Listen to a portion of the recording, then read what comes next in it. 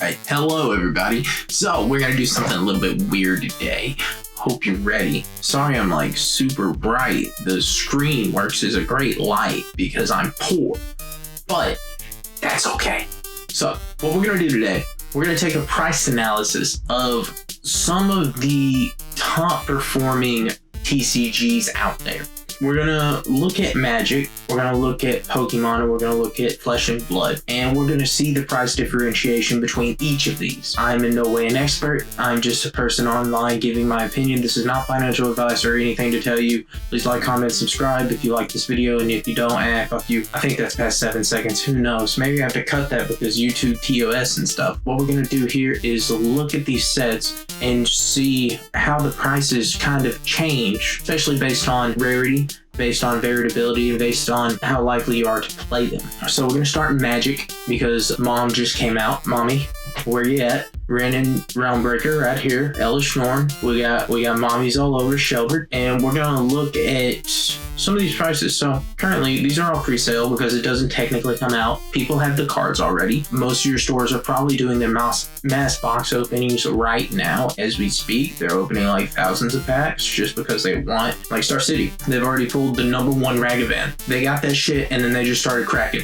because they know if they can get their singles out as quickly as possible, people are gonna pay more for it. So these are your people that are overexcited about cards, that are too pumped up about the set, and that might want to build something crazy, and they're just like, I need this now, I need this now, I need this now, I need this yesterday, actually. These people are going to pay the premium for a majority of all of your Magic cards. And same goes with Pokemon and Flesh and Blood. Looking at how they hold their value across a mass market is kind of where you can see the different intrinsic power levels of cards.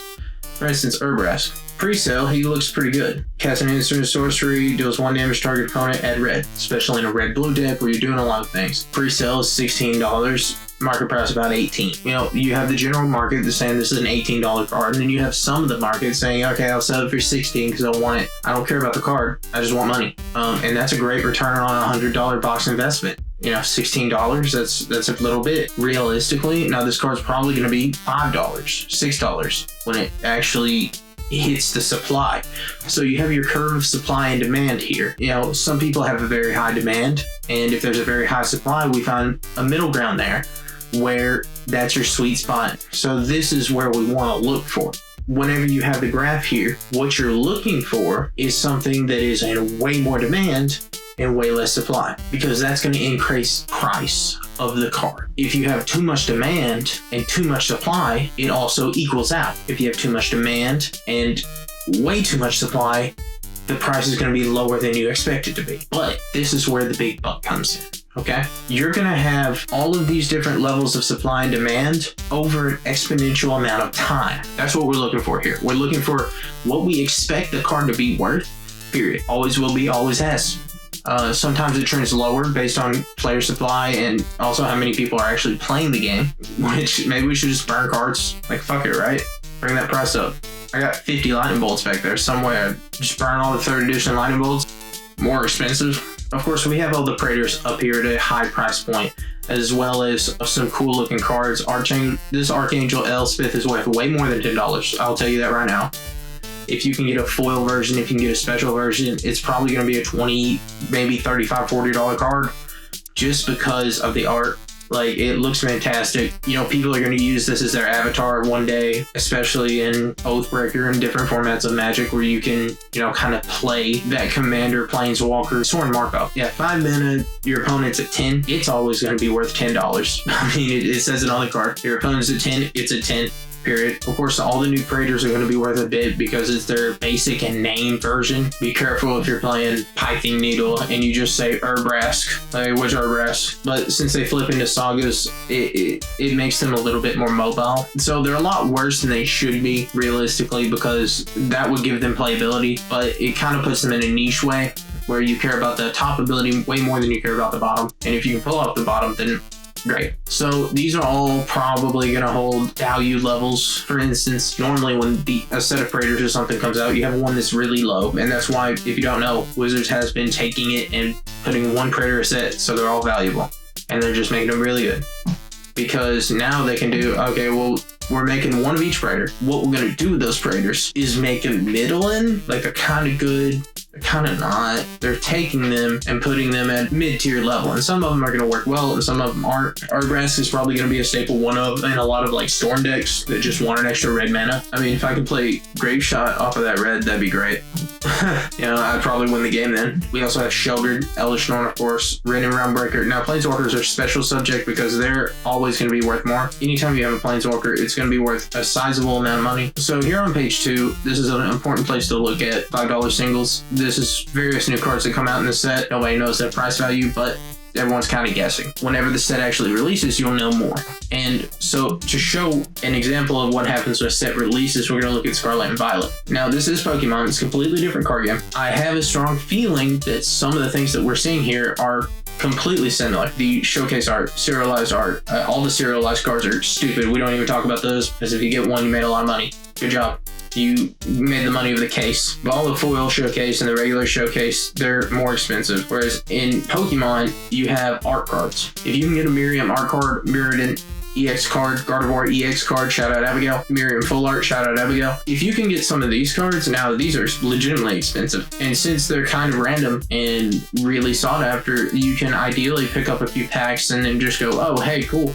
Guess what? I made $50 off this pack. That's great. I want to buy more. I want to buy more real bad. That's going to give you an incentive to keep buying anything. I mean, I got this rare candy the other day, $8.50.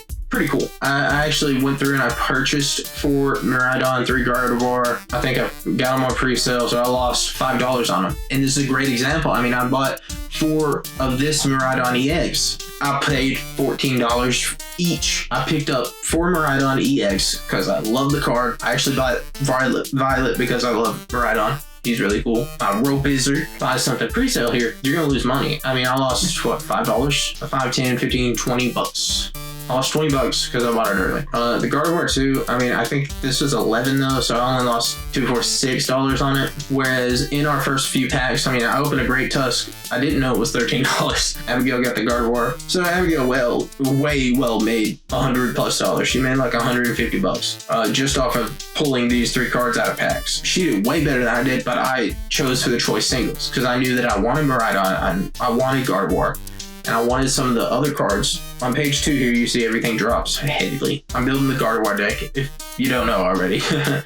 I think we pulled an additional 1 or 2 Miraidon and some of these other random art cards. You can get a Tarantula. I got a Fido. Scarlet and Violet illustration rares are going to be worth money. $5, $3, $4, some amount of dollars. And what you're really going to want to do is trade them up. You know, they have some older stuff that just rotated, maybe full art, and they don't really care about it because they really like this playset of Magnezone EXs or this playset of Spite Ops that are brand new. But you have these people that really want these cards.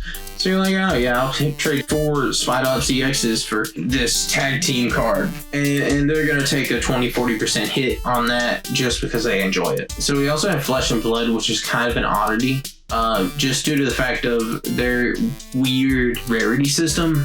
So for instance, every box you have like a majestic chance or a legendary chance. I think every box comes with 1 majestic and it can be upgraded. And then you have, of course, randomly seeded other cards like the Codex Marvel cards, which are really cool. But you also have some cards that, you know, there's a bunch of $3 cards, $4 cards, $10 cards. It's really developing into a game that people are looking at playing. But Flesh and Blood has a lot of really interesting cards that, honestly, I find myself coming back and looking at it. Every time I look at Flesh and Blood, I want to play it, but I never do because I don't know how. The game is really complex. It's really difficult to master. And I mean, I can go to page 11 here. You know, you have the 10 cent card, 15 cents cards. This is a reprint, but you have the ability to go super high on a card or super low on a card. Switching back to Magic here, we're going to look at these sealed products. Now, these collector boosters are honestly going to burn out really quickly, but these are definitely going to have some of the serialized cards in them, especially if you can get them early and if they're someone's last boxes. Maybe the 1 of 15 are going to open their first first shipment and then just sell the other shit that they get, because they know that after the first initial printing, rarities are kind of lowered, just because they want to print as much as they can and get as many of the rares out there as they can, and then dump the rest because they're already praying the printers for so many. They're just going to tell you later. It's like kind of underhanded and kind of sneaky, but you know, it happens. Marching Machines are going to be an interesting set. Draft booster case 645, so that's if you want the base variants, the cards.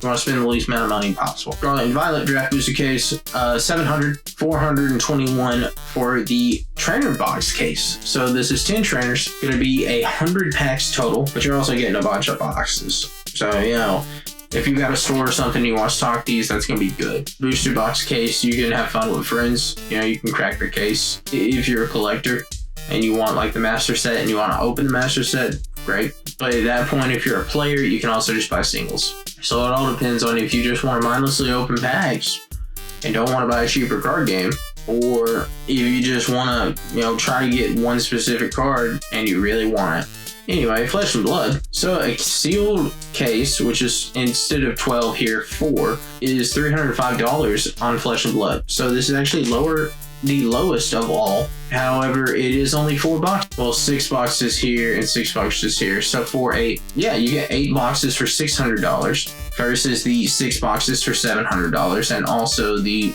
6 boxes for $650.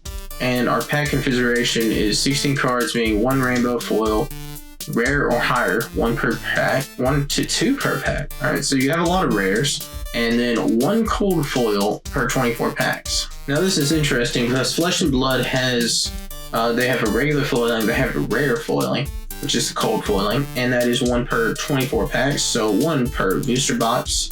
Our normal, typical 6 boxes for $650. So if you want a cheaper box, you know, that could potentially have some really good stuff in it, and you kind of care about Flesh and Blood, then why not, you know, pick it up if you really want these codexes, because I would love to have one of these.